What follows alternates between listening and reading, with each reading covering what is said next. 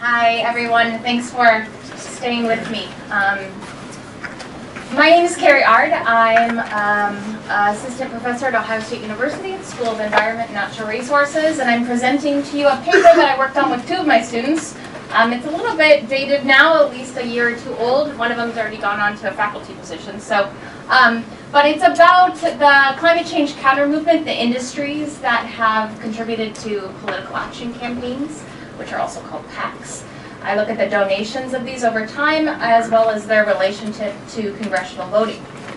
Does anybody know what that picture is? A Willard Hotel lobby and the representation of it to lobbyists? Birthplace of lobbying. That's where the name came from. Okay, that's, yeah, Ulysses S. Grant. Thank you. Look, yes, Ulysses S. Grant supposedly would go here and smoke cigars and would complain about all the damn lobbyists coming to bother him. That's a lovely story, and people like it. It's nostalgic, and it helps the hotel lobby, but that's not where it came from. It came from the halls of London. So that was a story, but it's perpetuated because it makes us feel good, and it helps the hotel do well. So I feel like that's a good anecdote to start this presentation, to kind of put you in the right minds of where we're going. So first, I was academically raised by an environmental historian, and she taught me don't just ask where we are, but ask how we got here. So whenever I do anything, you have to really understand the context, the historical context that led us to where we are. So the context of the climate denier movement or climate change counter movement really began with the environmental movement. So a long time ago, not that long, 1950s, we would be happily spraying DDT. We were enjoying technology, helping people.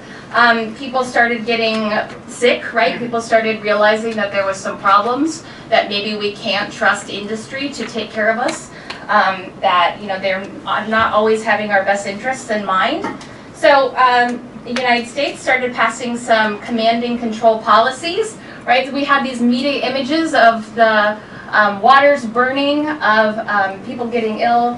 Rachel Carson's book, of course, had major impacts, and we started passing these very stringent federal regulations, right? Clean Air Act, Clean Water Act.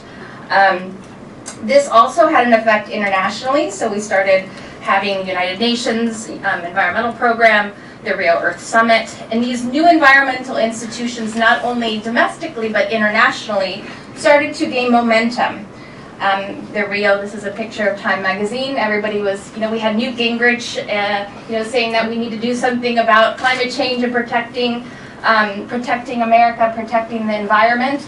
I wonder, maybe Kurt Davies is in this picture over here. We had the Greenpeace organization. So we had these new environmental organizations that were taking the world stage and had policies behind them, right? So, as a business person who is feeling all of these new regulations coming, seeing these new institutions at the international level who are all focusing on you, right? Business started to push back. So this is a Chamber of Commerce luncheon, 1971. They were mocking the protests that were happening at the time.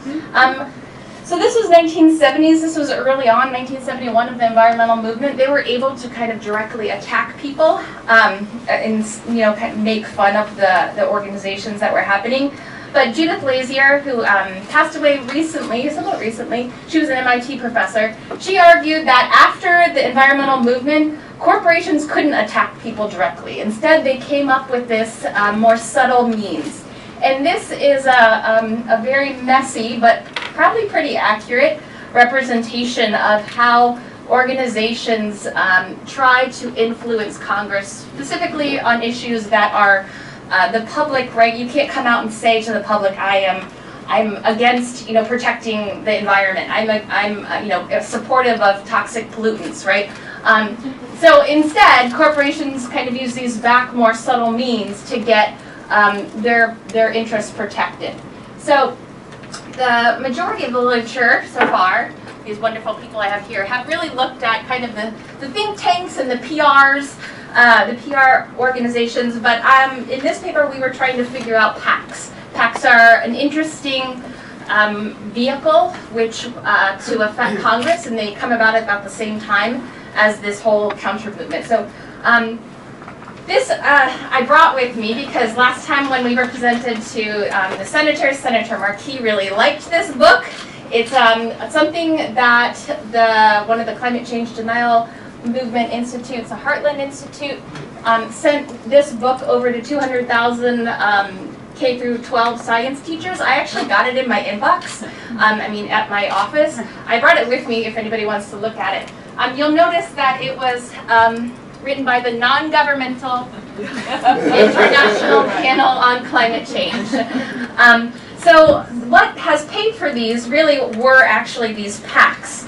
So political action committees aren't a new thing, right? So they've been around since 1943, but there was a change in 1947 that allowed corporations to use their own funds, their treasury money, right?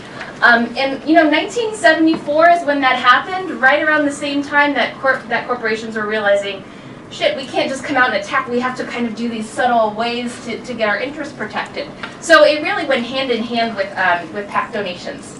So PAC donations allow for unlimited independent expenditures, which are these kind of TV ads that we're all very familiar with, and really became an important part of a multi-pronged electioneering strategy. So those kind of, that mess of lines, it's a very important part of that now. So in this paper, we tried to quantify that. We looked at Federal Election Commission's PAC donation data from 92 different industries.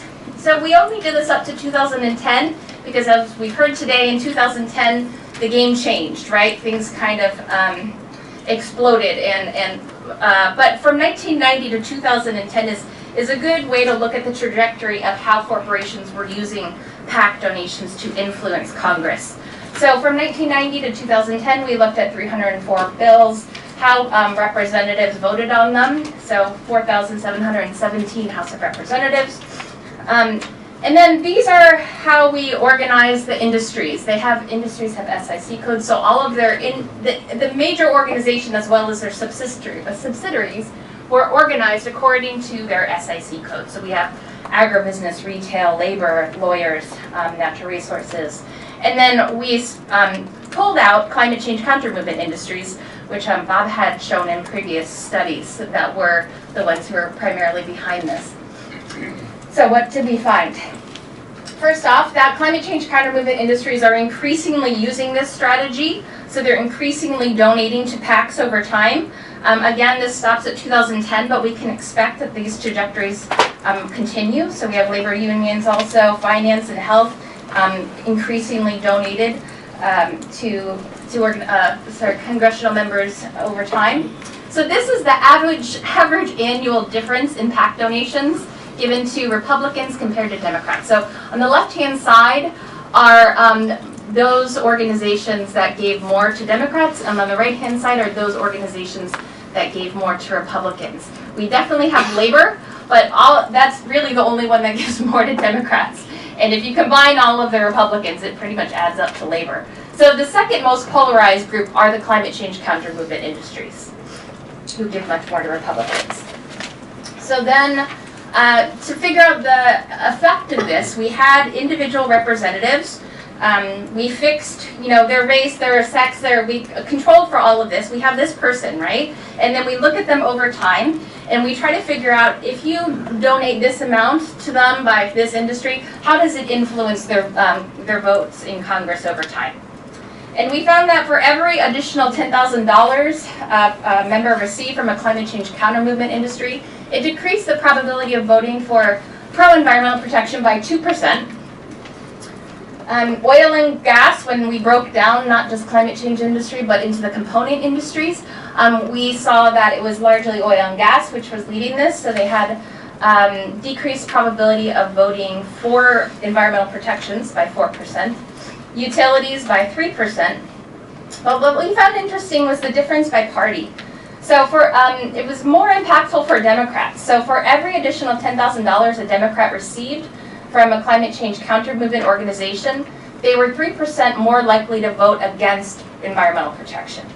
And agriculture had the most consistent effect. In general, anybody who received an extra $10,000 from an agricultural industry decreased their odds of voting to protect the environment by 2%. So I think these are important takeaways. What are the most impactful things for a representative to vote against their party platform? So for the Democrats, it was natural resource PACs. So these are American Sports Fishing Association, kind of the hunting aspect of it.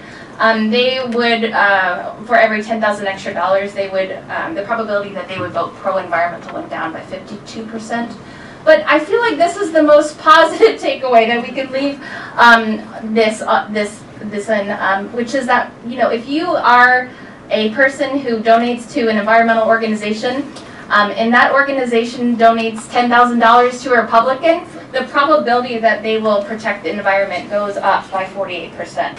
So, you know, that's some positive news. I think we need more of that. I mean, obviously, as we've seen with my colleagues here, the amount of money that these organizations, that environmental organizations, are giving to congressmen and congresswomen is not as great. So, but it looks like when they do give, it does have a major impact.